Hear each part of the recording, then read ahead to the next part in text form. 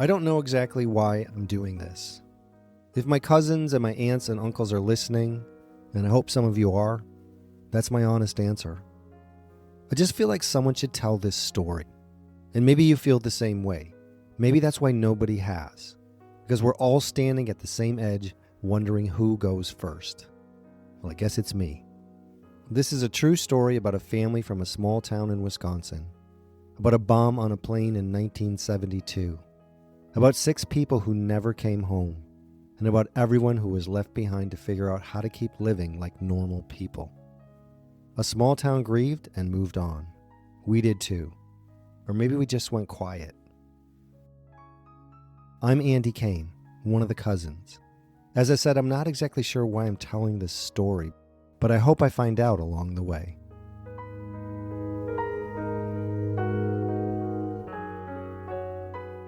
June 15th, 1972. Central Vietnam. 29,000 feet. An ordinary hour on an ordinary flight. Lunch was coming down the aisle, no panic, no warning. And then the bomb did what he built it to do. I struggled with what to say next. I rode around it time and then again. I didn't want to upset anybody, mostly the Kennys themselves and their memories. But this is part of the story. It might be the worst part. So here it is. When something like this happens, we tell ourselves it was quick, one flash, gone before they knew. We say it about plane crashes, car wrecks, all of it. They didn't feel a thing. We say it because it's the only way to stand it. And most of the time, I think we say it because we need it to be true. But it wasn't quick. The plane didn't disappear in a fireball. It came apart, and it fell. The flight attendants were still in the aisle serving lunch. People were standing up waiting for the bathroom. There was no brace position, no warning. Just one moment they were on a plane, and the next moment the plane was coming apart around them in the open air. And most of them were alive for what came next. It took 2.5 minutes to reach the ground. 2.5 minutes. I've timed it more than once. I'll be sitting in my car and I'll look at the clock and I'll just wait it out. 2.5 minutes. Don't move. Don't touch the radio. Don't do anything. It's an eternity.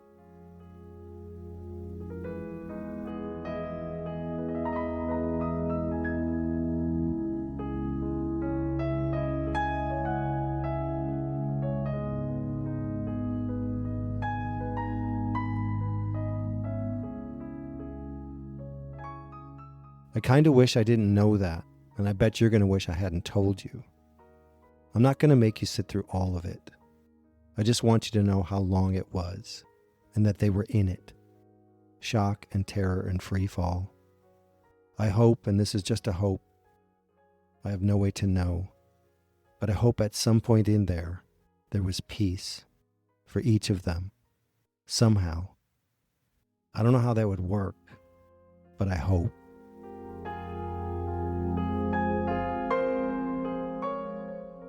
One of them was Santaya. Her father had put her in seat 10F. When the bomb went off, she was sucked out of the side of the plane, still trapped in her seat. Her body hit the tail and broke off the stabilizer. That's what made the plane fall. Her body was never found. The bomb was in a cosmetics case under the seat in front of Sam Wong. They think she was bending forward to open it when it went off. Her legs were blown off below the knee. Her face and hands were gone. And there was a cable, Cathay Pacific to the head office in London. No names in it, just 5 words. Definitely nil. Repeat, nil survivors.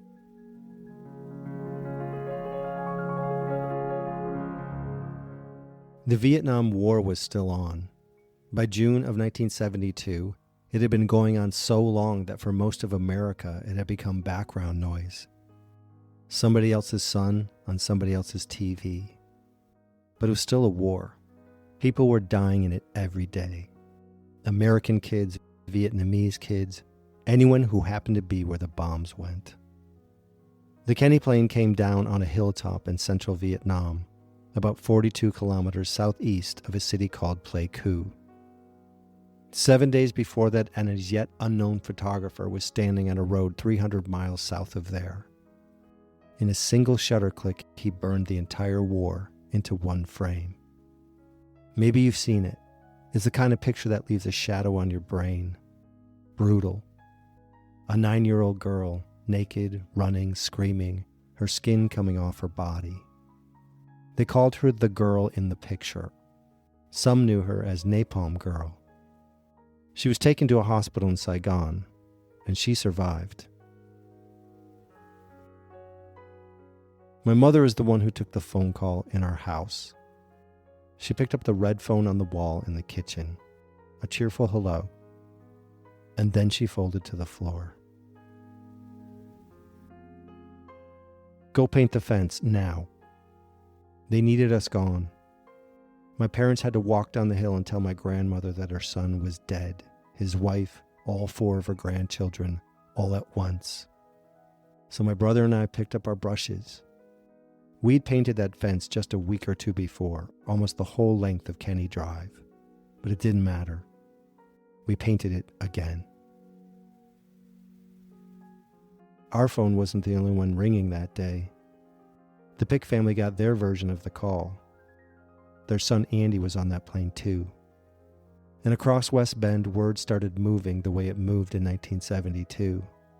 Not a news alert, not a notification. Parents heard it and told other parents, and the kids found out from each other. Some were teenagers, some were just crossing into their 20s. Some got on bikes, some got in cars, and some walked. And somehow, without anyone organizing it, without anyone making it an event, a group of them ended up at the softball diamonds at Regner Park, just sitting there, shell-shocked, trying to make sense out of something that didn't make any sense. Somebody had to go. That's how it works. Somebody has to fly where it happened and look at what's there and say, yes, that's them. That's my brother. That's his wife. Those are their children. Somebody has to do that as the rest of the world moves on.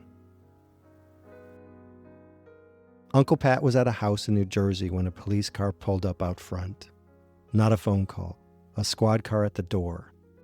That's how the world showed up to tell him his family was gone. He was in the air within hours. A flight to Chicago, Uncle Randy was waiting. They were in Saigon inside 36 hours. Uncle Pat was Tom's brother, career Army, West Point, as warm and steady a man as you could find.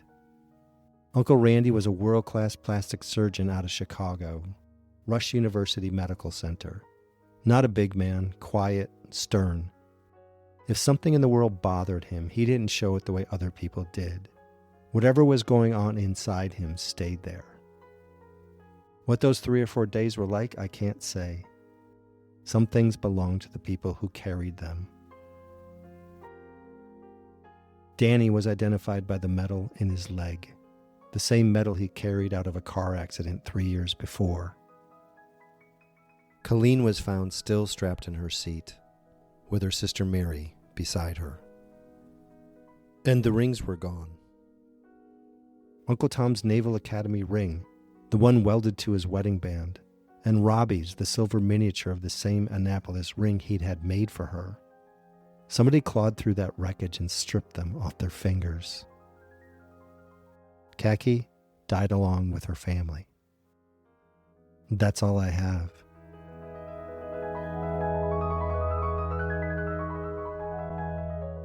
Pat woke up on the 2nd or 3rd morning, and Randy was gone. He had gone to Chelan Children's Hospital. He was a surgeon, and there were children there who needed one. He fixed cleft palates, he worked on burns. He did what surgeons do when they're given a table and a patient. Nobody asked him to. He just went. Randy came back that evening. Pat didn't ask where he'd been, and Randy didn't say. Back home, the family waited. The Army wouldn't release the bodies until every person on that flight had been identified. All 81. So you wait. You sit at the lake where everything used to be fine, and you wait.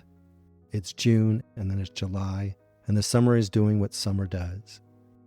The trees are out, the water's warm, the pier is right there, and none of it means anything. They held a memorial service about 2 weeks after the crash. There were no bodies, just a church full of people grieving 6 members of a family who were still on the other side of the world. The bodies came back to West Bend in late July.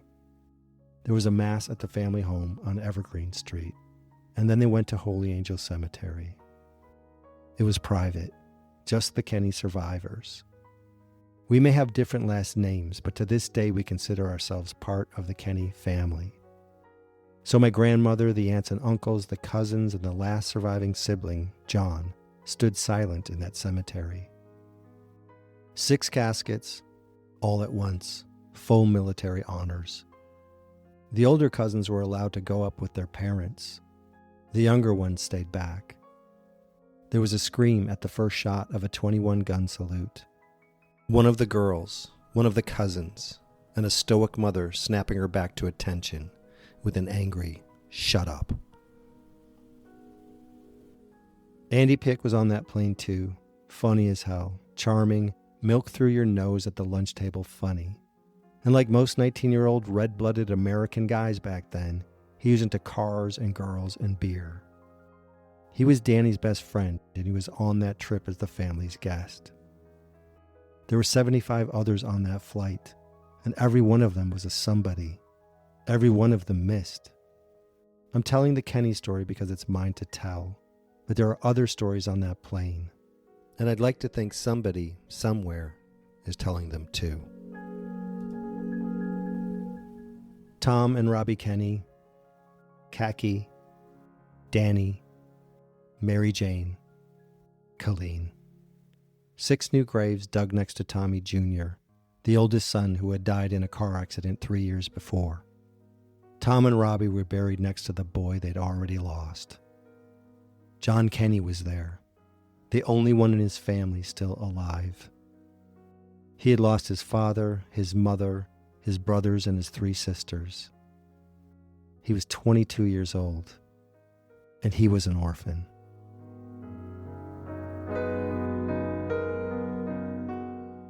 One more thing.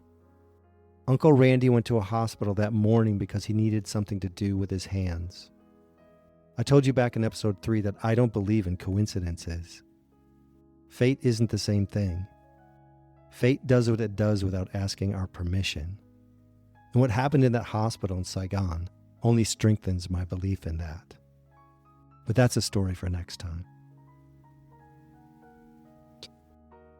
This podcast is built from a newspaper article by Andrew McGregor Marshall, family letters and emails, conversations with the people who were there, and my own memory of what I was told. I've done my best to get it right.